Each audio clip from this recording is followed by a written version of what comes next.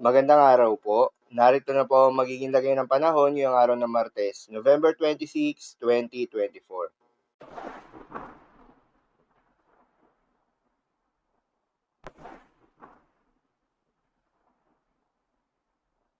Sa kasalukuyan na tayo sa pag-asa, itong northeast monsoon o hanging amihan ay patuloy pa rin nakakaapekto sa malaking bahagi ng Northern Luzon.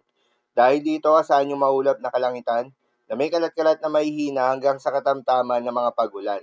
Intertropical Convergence Zone naman o ITZZ ang nakakaapekto sa buong bahagi ng Mindanao.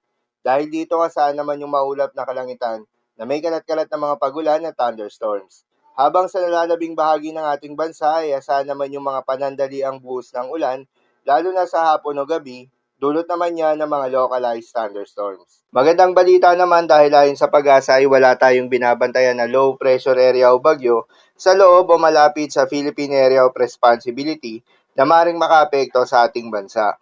Samantala, patuloy pa rin nating binabantayan ang mga posibleng sama ng panahon na posibleng mabuo sa may eastern at western part ng ating bansa. At magandang balita naman dahil base sa pinaka-latest Tropical Cyclone Threat Potential Forecast na inilabas ng Pag-asa at forecast model na ating ginagamit, ay bumaba ang tsansa na may mabuong bagyo sa unang linggo ng Disyembre. Ngunit patuloy pa rin nating babantayan ng mga development ang mga ito. Paalala lamang po na mga nasabing forecast ay posible pa pong magbago. Kaya naman patuloy lamang magantabay sa mga update nating ilalabas at ng Pag-asa. Dahil nga sa epekto nitong ITCC, asahan ngayong araw ng Miyerkules sa Caraga, Davao Region, Soxargen, Basilan, Sulu at Tawi-Tawi ang maulap na kalangitan na may kalat-kalat na mga pagulan at thunderstorms. Dahil din sa ITCC, asahan ngayong araw ang moderate to heavy rain sa may Dinagat Islands, Surigao del Norte, Surigao del Sur, Davao de Oro at Davao Oriental. Posible ang mga pagbaha o pagguho ng lupa dahil sa katamtaman hanggang sa kuminsan ay malakas na pagulan. Habang sa Cagayan Valley at Cordillera Administrative Region ay asahan naman yung maulap na kalangitan na may mga kasamang mga pagulan. Dulot naman yan ng northeast monsoon. Posible rin ang mga pagbaha o pagguho ng lupa dahil sa katamtaman hanggang sa kuminsan ay malakas na pagulan.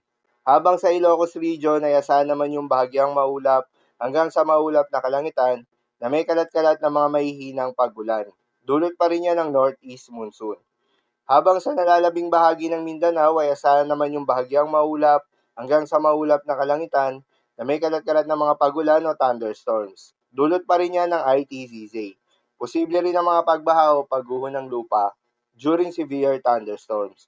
At sa Metro Manila at nalalabing bahagi pa ng ating bansa ay asahan rin yung bahagyang maulap hanggang sa maulap na kalangitan na may kalat-kalat na mga pagulan o thunderstorms. Dulot naman yan ng mga localized thunderstorms. Posible rin ang mga pagbaha o pagguho ng lupa during severe thunderstorms. Madalas nabobo ang mga thunderstorms na ito tuwing hapon o gabi na nagtatagal ng 1 hanggang 2 oras.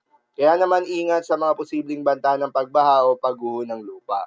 Para naman sa magiging lagay ng mga dagat baybayin, ayon sa Pag-asa ay may nakataas tayo muli na gale warning sa mga seaboards ng Batanes, northern portion ng Cagayan, kabilang ng Babuyan Islands, at northern portion ng Ilocos Norte. Dahil yan sa epekto ng northeast monsoon o hanging amihan. Ayon sa Pag-asa ay huwag munang pumalaot yung mga kababayan nating mangingisda at yung may mga maliliit na sasakyang pandagat sa mga nasabing seaboards. Dahil inaasahan yung maalon hanggang sa napakaalon na karagatan. Habang sa nalalabing seaboards ng ating bansa ay asahan naman yung banayad hanggang sa katamtaman ng mga pagalon. Dahil dito pinag-iingat pa rin yung mga papalaot, lalo na kung meron tayong offshore thunderstorms activity, asahan pa rin yung tsansa ng malakas na hangin at kaakibat nito ang bahagyang pagtaas ng mga pag-alon. So yun lamang po para sa lagay ng panahon ngayong araw ng Miyerkules. Keep safe everyone.